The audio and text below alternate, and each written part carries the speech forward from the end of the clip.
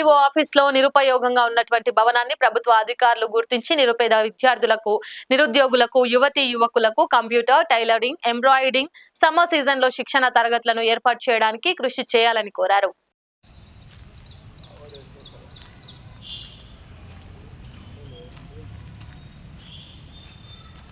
గత ప్రభుత్వ టీడీపీ హయాంలో ఈ భవనాన్ని నిర్మాణం చేపట్టడం జరిగింది ప్రభుత్వ అవసరాల నిమిత్తము. ఆ రోజుల్లో ఇప్పుడు నిరుపయోగంగా పడి ఉన్నది. ఇది ఎలాంటి కార్యకలాపాలు ఇందులో నిర్వహించడం లేదు. కాబట్టి ప్రభుత్వం వెంటనే ఏదైనా నిరుద్యోగులకు శిక్షణ తరగతులు నిర్వహించడానికి ఇక్కడ ఒక ట్రైనింగ్ సెంటర్ని ఏర్పాటు చేస్తే బాగుంటుందని చెప్పి స్థానిక నిరుద్యోగులు చెప్తున్నారు.